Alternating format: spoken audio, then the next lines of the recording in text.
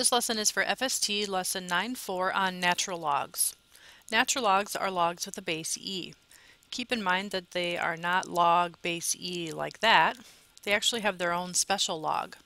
They are natural log problems. So you're going to see an L for log and then an N.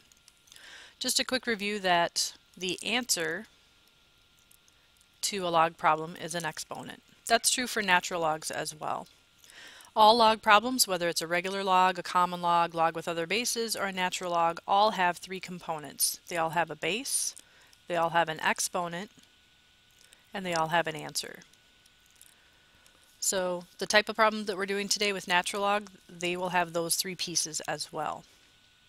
In exponential form, since it's a base e, those will be e to the power equals something. And in logarithmic form, we'll use ln. There will not be a subscript base e there, it's just assumed that you know that it's natural log with a base e, and then the x and the y. Remember that the y is the exponent on the e or the base, so that's going to be the answer when it's a log. Students need to be comfortable converting back and forth between the two types. There's two different types of questions that students need to be comfortable handling. The first type is on the graphing calculator, typing that in and then rounding appropriately. So if you type in natural log of 264, you'll see an ln and it should automatically fill in a parenthesis for you. Then you just fill in 264, close the parenthesis, and then hit a control enter to get a decimal answer. If we were rounding to the 10th, we'd say 5.6. If we were rounding to the 100th, we'd say 5.58. If we were rounding to the 1000th, we'd say 5.576, and so on. Let's just say 5.6 for now. So just pay attention to typing it in correctly and then rounding it off according to the directions. Let's try it one more time with natural log of 14. Natural log of 14. Control enter to get a decimal. And so again here, if I were saying round to the 10th, it would simply be 2.6. Rounding to the 100th would be 2.64 because the 9 would tell you to round up the 3. So students need to be comfortable typing that in on a calculator or scientific and using the right buttons and rounding to the appropriate number. When you do it on a baby calculator, or you really don't need a calculator at all, a reminder here that you want to fill in whatever's missing. We know it's going to be a base e, we know that the power is missing, and we're trying to get to a 1. This one's one that students are just going to need to simply memorize. The only way to raise to a power and get a 1 is if the power was 0. On the next one, again, we fill in what's missing. It's a base e, we're raising to the x, and we're trying to get to e. So if e is staying as itself, then the power there has to be a 1. And final one here, if we're trying to do e raised to a power and getting it to e to the 3, obviously the thing that's missing is the exponent, so in this case it's a 3. Another type of problem that students will be asked to do is rewrite a problem in an alternate form. Keep in mind that there's log form and exponential form. It may or may not tell you which form you're in and which form you need. If you look at the first one or the one on the left, this is a natural log problem, so that means it's a log form problem. So it's in log form, we need to rewrite it in exponential form. Since it's natural log, that's a base e. The answer is the exponent, and we're trying to get to 45. So now that's in exponential form. The one on the right is in exponential form because it's a base raised to a power. Since it's base e, when we write it in log form, we have to use natural log. The 66.9 goes next, and we're trying to get to an exponent of 4.2. The last topic for this lesson is exponential growth and decay. There are two formulas that students need to be comfortable handling for exponential growth and decay.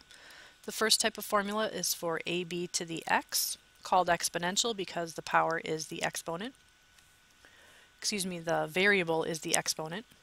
The other formula is called PERT, and you only use the PERT formula when it says that it's compounding continuously. If that word is not there, then you're going to use ab to the x. The a value is the original or initial amount. The b value is referred to as the growth factor. Keep in mind that the growth factor could be growing or decaying, so let's talk about those two options. If it's growing, Some other common words there could be increasing, growing, going up, or appreciating. If it's decaying, that means it's decreasing, going down, depreciating. The b-value for growth has to be greater than 1, so typically there we say 1 plus the percent.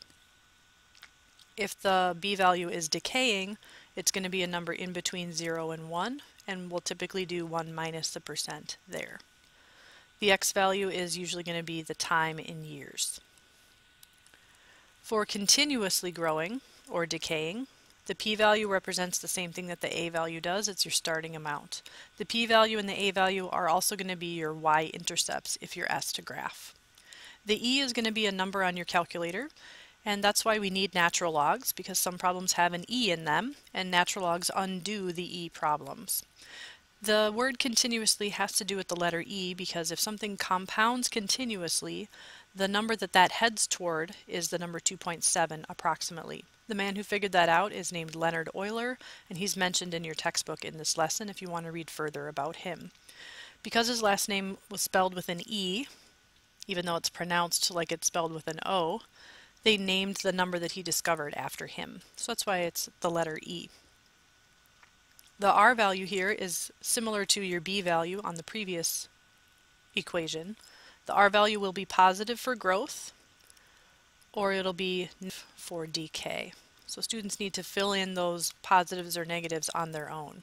The T is still going to be the time. And the P, like I said, is similar to the A. It's going to be the initial amount.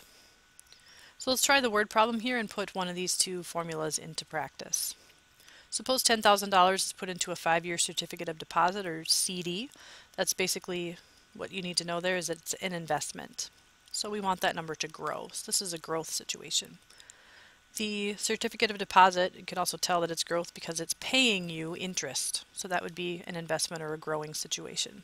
And it's compounded continuously, so there's our hint that we'll be using the PERT formula. The starting amount is the 10,000. I have to use the letter E because it's continuously compounding. I'm going to raise it to a positive growth rate because it's growing. It's an investment. I'm gaining interest. All you have to do there is take the percent, turn it into a decimal. 7.35%, we move the decimal point 2 places to the left, so now it's going to be 0.0735. We do not add a 1 like we do on the AB to the X formula. So you only add a 1 or take away a 1 when you're dealing with a B value. We don't have a B value here, it's an R value. So the R is simply going to be positive or negative. You don't put a 1 in front. And then you just multiply it by the time. When you type that in on the calculator, just type it in all in one big shot, one big string. Always round money questions to 2 decimal places, or to the hundredth, or to the nearest cent. So that would be 14,441 and 20 cents.